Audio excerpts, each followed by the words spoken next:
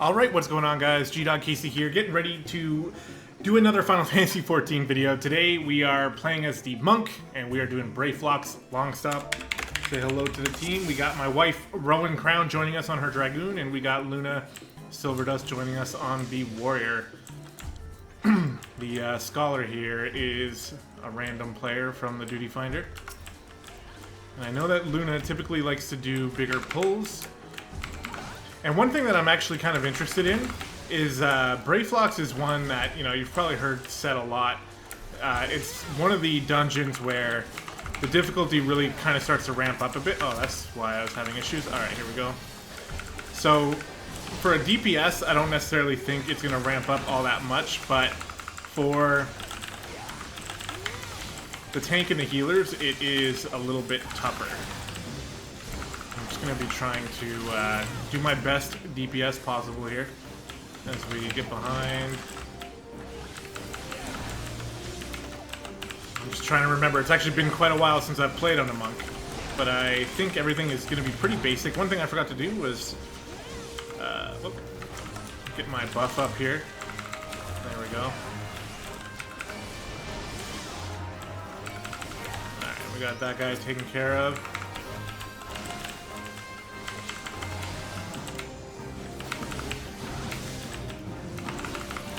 We have a lot of abilities on the hotbar because we've taken this guy through Palace of the Dead several times, and it's a bit confusing because of the fact that it's actually been kind of a while since I've even played in the first place, and I have all these abilities, but I think we're okay to stick pretty much strictly to, you know, our normal combo, which has been extended a little bit as of recently, to allow for demolish, which is good from the rear, right? Yes. So that does the damage over time, so that moment that I used it right there wasn't necessarily a good time to use it, but still. We will get the key from the Goblin Pathfinder, and we will move on. Brayflox is a fun dungeon. I'm never upset when it shows up as one of the dailies. I'm not sure which one we want to attack first. I guess I'll go for this one.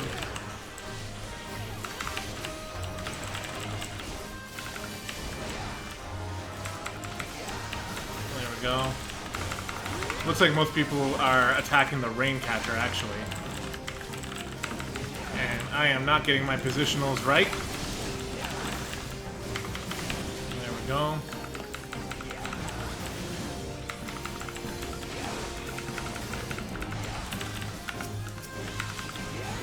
That worked out. Go to the side for Twin Snakes, and then shit. Should have gone to the side for Snap Punch, but I screwed that up. Because I'm a baddie. But here we go. There we go. On to the first boss. Now, there are people who mention that the Monk is actually one of the better DPSers for AoE attacks, and I am not familiar with why. I do know that we have one AoE ability, but I don't really, like, well, I guess it worked okay right there, but I haven't done any research on it, so I don't know how it's, like, optimally used, so I typically kind of stay away from it. What my plan was, whoops, I think I just turned off that buff. What my plan initially was to hit level 50 and then do some research on, you know, level 50 rotations. And I think I will stick with that plan. Because for now, the need to actually do very much AoE is not really there. One thing that I totally forgot to do was throw on my damage over times on this boss, so I should be doing that. There we go. Did them in the wrong order, but whatever. So I do have my AoE ability on my Q, and it is like a finisher. So right here.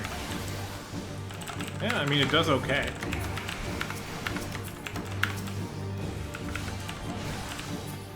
Alright. Let's get that on, and then we'll get the other damage over time on. We'll use our damage boost. We're doing pretty alright.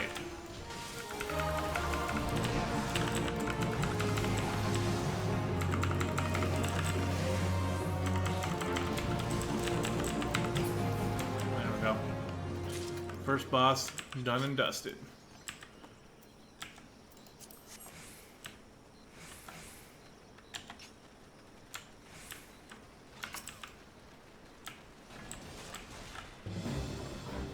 I'm gonna wait to start putting my damage in until we actually get a pull together. There we go. Again, on normal mobs, I don't use my damage overtimes because I find that they just don't stay applied for long enough for you to get your full potency out of it. So it's like you might as well just do a normal attack.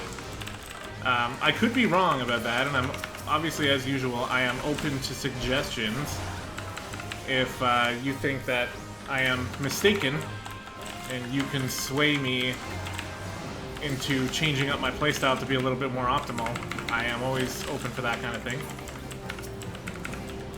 Probably a good thing that guy died because I was about to forget to reapply Twin Snakes. And again, we're not talking about some silly like little buff. Like it's a 10% increase in damage. That's significant enough to the point where you don't want to be missing it.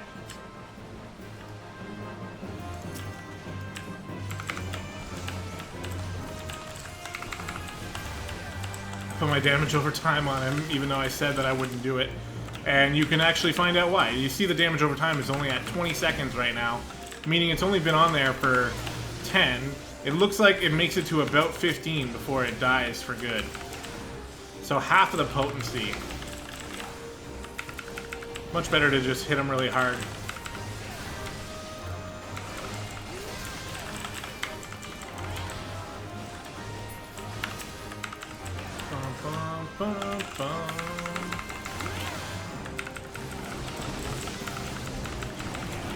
There we go. Damage is doing pretty well. Killing these things mighty quickly.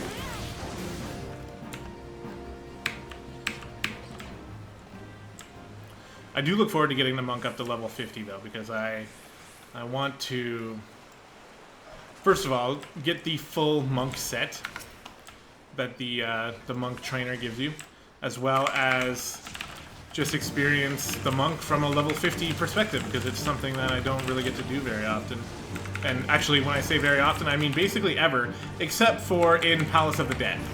But in Palace of the Dead is like a different thing. Like the enemies tend to die so quickly that it almost doesn't matter if you are, you know, doing your rotation correctly. At least in the levels that I do, where I just do level 51 to 60 over and over again because of the fact that it's just the most efficient for grinding. There we go. Just kill his ad pretty quickly here.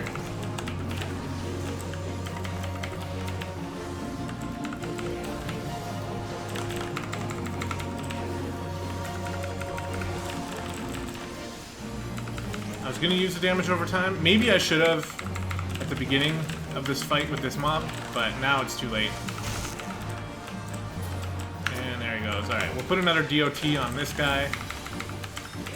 Use internal release, use twin snakes, come back over and use demolish. And this is how it's supposed to be used. Because this is when the damage over times actually line up pretty nicely.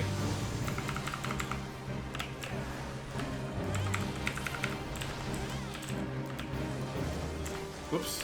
Oh, there we go. Never mind.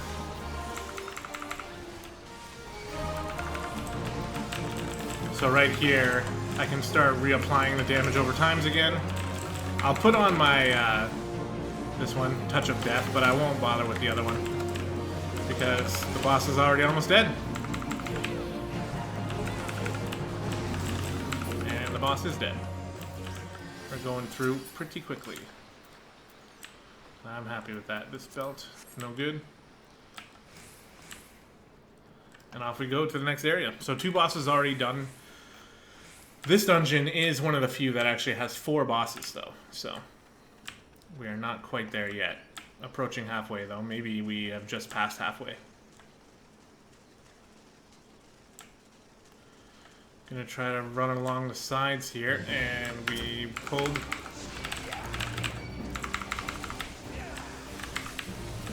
Trying to use internal release as often as I can to keep that damage up.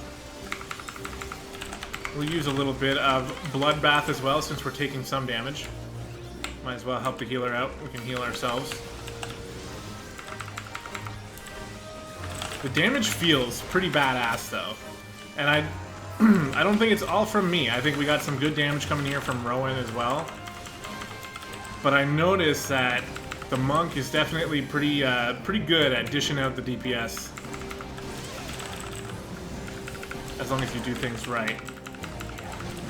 One mistake I find myself making pretty often is using twin snakes like a couple times in a row because I can't remember if I just recently used it or not. Even though, you know, I literally just recently used it.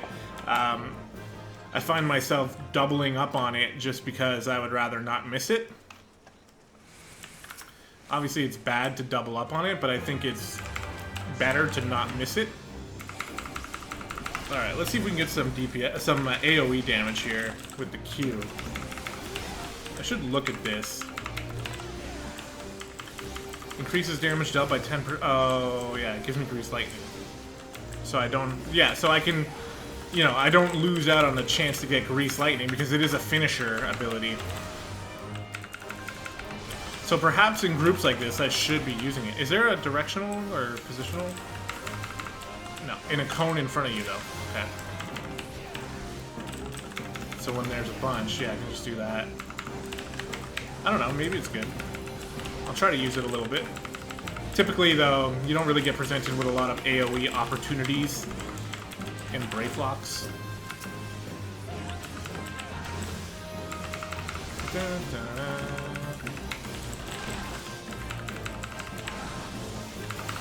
Alright, we're doing good. I am a happy camper. Already almost at the third boss. Which one are you gonna throw it at? This guy?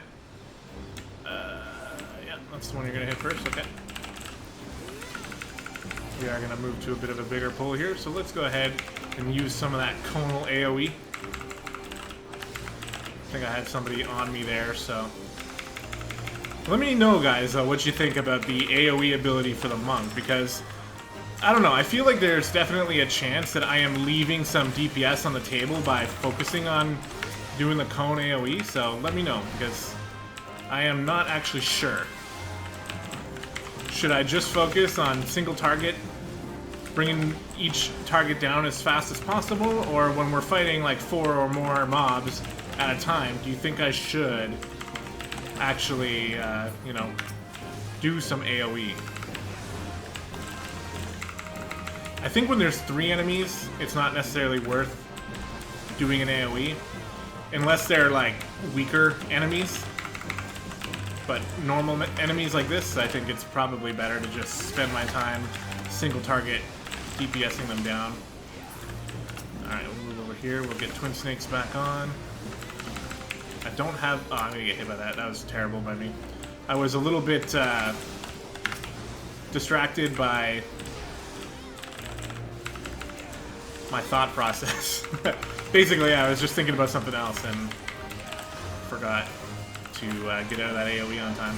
But it only gave me a magic debuff, so no big deal. Oh, whoops. I did not mean to do that. I am sorry. Alright. Single target, at least it takes all the thinking out of it. I know what to do. At least I think I do. But I am screwing up fairly often here.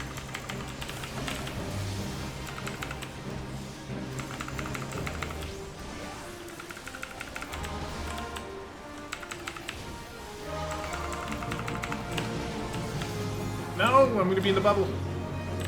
Help me! I can actually hit the bubble from inside, so that is something to keep in mind. Thank you, Rowan. Alright. Let's get some damage over times going again. Right there. Right here. Twin Snakes. Get to the rear for Demolish. There we go. And then some Boot Shine. True Strike. Snap Punch. There we go. This is how you do it. Back to Twin Snakes. We're going to pop our internal release. Oh, I thought I was getting the flank there, but he turned around. You know what? We should probably worry about this.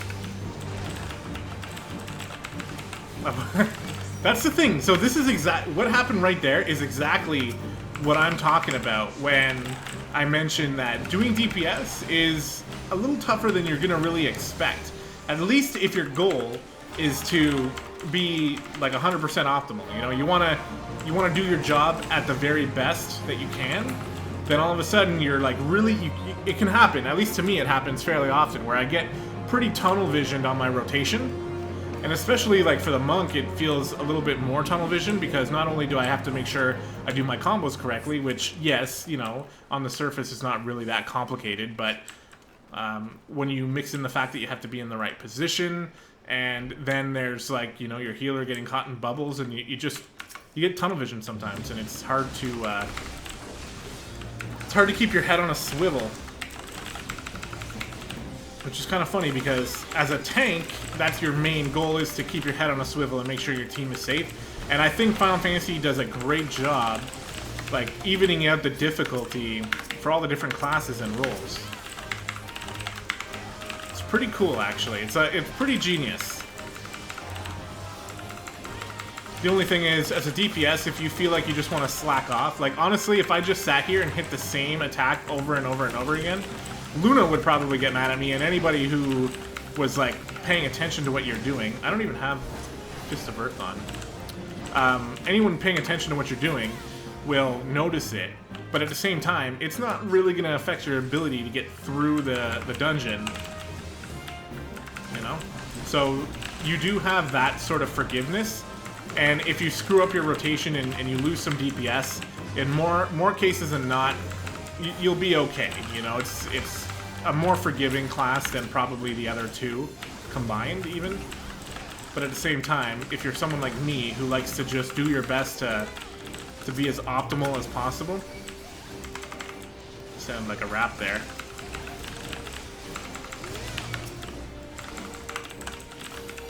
Then, you know, it's something that all of a sudden becomes just a little more tough.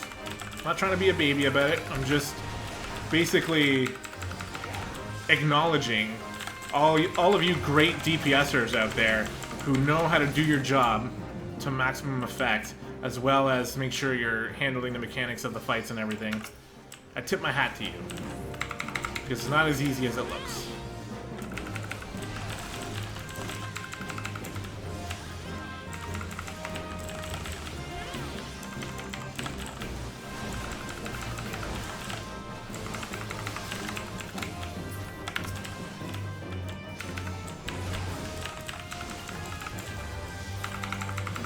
I'm gonna hold off on internal release here, because this guy's already almost dead anyway.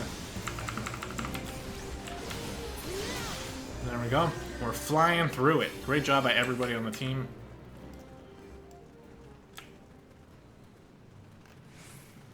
And here we go. We have reached the final boss of this dungeon.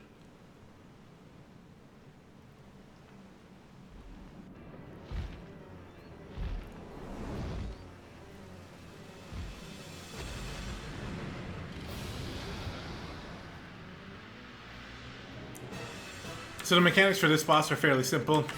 Dodge his straight line AoEs, and after a little while, he will drop poison puddles on the ground that you need to pull him out of, because those puddles will heal him and damage you as well. I think I screwed up here already. Doesn't take much, but I'm just gonna keep going like this. I think we can fit one more normal combo in here. Alright, now let's try to do it properly. So, Death Touch into Boot Shine, into Twin Snakes, into Demolish. There we go. And then Boot Shine into True Strike. And then into Snap Punch. And then we have time to do another Boot Shine into Twin Snakes, into Snap Punch, and then back over here to True Strikes, and then Snap Punch. And now we can put the damage over times back on. Just like that. Come back over here for demolish again. There we go. We'll use our internal release.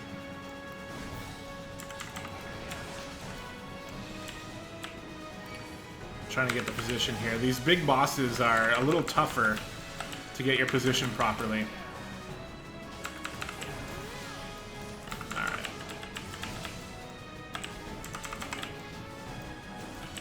Especially when he turns around to like point at somebody.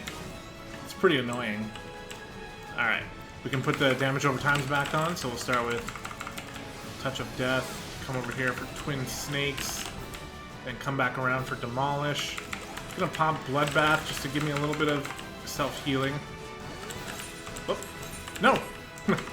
You're seeing my credentials! I don't want you guys to see that. It's private information.